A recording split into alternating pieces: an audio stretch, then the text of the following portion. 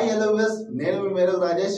ప్రస్తుతం నిన్నటి రోజు హైదరాబాద్లో పరేడ్ గ్రౌండ్లో జరిగినటువంటి ఏదైతే దళిత మాలల మీటింగ్కు ఎంతోమంది వేలాది మంది అటు ఆంధ్రప్రదేశ్ నుంచి ఇటు తెలంగాణ నుంచి సొంత డబ్బులు ఖర్చు పెట్టుకొని మీటింగ్ను విజయవంతం చేసిర్రు. ఆ మీటింగ్కు వచ్చినటువంటి ప్రజలు ఎంతమంది అంటే కూర్చుందామంటే ఆడ అసలు ప్లేస్ దొరకనంత మంది వచ్చారు. అయితే ఆ మీటింగ్ ఎంత సక్సెస్ అయిందంటే అది గ్రాండ్ సక్సెస్ అయింది. అయితే ఆ మీటింగ్ ఎన్ని పత్రికలలో వచ్చింది, ఎన్ని పత్రికలు కవర్ చేశాయి, ఫ్రంట్ పేజీలలో ఎన్ని పత్రికలు వేశారో అది చూసే ప్రయత్నం చేద్దాం. ఫస్ట్ మొదటిగా వెలుగు పత్రిక, దళితులను విభజిస్తే సహించేది లేదు, క్రిమిలేయర్ పేరు చెప్పి రిజర్వేషన్లు ఎత్తివేస్తే ఊరుకోము, సింహగర్జన వేదికగా మాలల హెచ్చరిక. వెలుగు పత్రికలో వచ్చింది. మాపై దుష్ప్రచారాన్ని ఎండగడతాం, దళితులపై చైతన్యాన్ని దెబ్బతీసేందుకు బీజేపీ కుట్రలు, ఎస్సీల కోసం ఇన్నాళ్ళు ప్రధాని మోదీ చేసింది ఏంది, రాష్ట్రాలు వర్గీకరణ చేసుకోవాలన్న సుప్రీం తీర్పు రాజ్యాంగ విరుద్ధం, మాదిగల అభివృద్ధిని మేము అడ్డుకోవడం లేదు, పార్లమెంటు ద్వారానే వర్గీకరణ జరగాలి, ఆత్మగౌరవం కోసం ఎంతవరకైనా పోరాడతామని డిక్లరేషన్. పరేడ్ గ్రౌండ్ లో సభకు భారీగా తరలి వచ్చిన మాలలు. అయితే నిన్నటి రోజు భారీగా ఎంతమంది సొంత డబ్బులు ఖర్చు పెట్టుకొని వాళ్ళే సొంతంగా తిండికి కూడా ఖర్చు పెట్టుకొని వచ్చారు.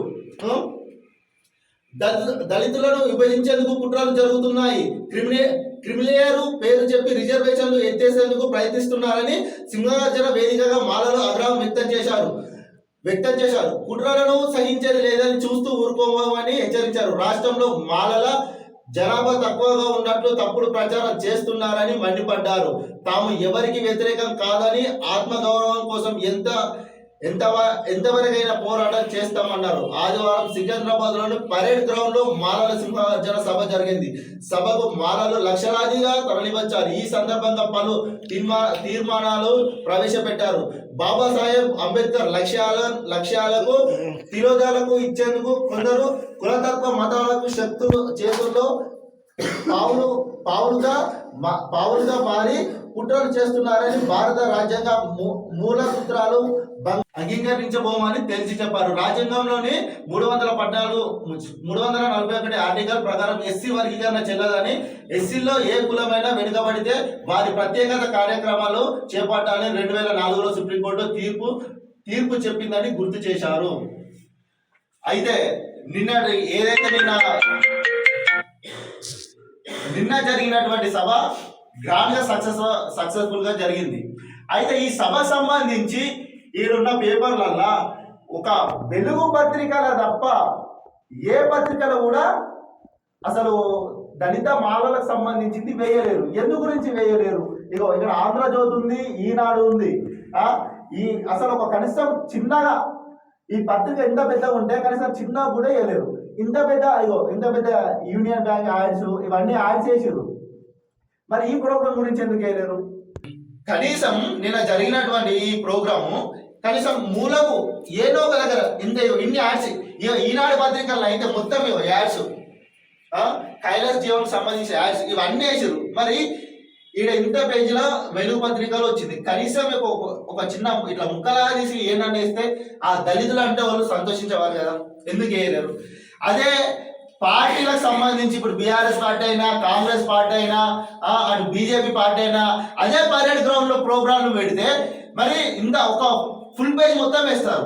ఆ రోజు నరేంద్ర మోడీ వచ్చిన రోజు కూడా వేసారు కదా, మరి ఇప్పుడు ఎందుకు వేయలేరు? అంటే వీళ్ళు అంత మీకు చిన్న చూపులుగా కనిపిస్తున్నారు. అందుకే కదా దళిత సోదరులారా, మీరు నిన్న ఏదైతే ఏకదాటిగా వచ్చిరో అట్లానే మీరు అందరుండి మీకు సంబంధించిన మీ దాని కోసం మీరు పోరాటం చెయ్యిర్రి. మీరు పోరాటం చేస్తూనే ఉండుర్రి. ఈ రాజకీయ నాయకులకు మాత్రం ఎవ్వరికి అనుకూలంగా ఉండకూడదు. మీ జాతికి సంబంధించి అన్యాయం జరుగుతుందంటే మీరు చేయండి పోరాటం. మీద ఆంధ్రప్రభలో ఏమొచ్చిన చూద్దాం.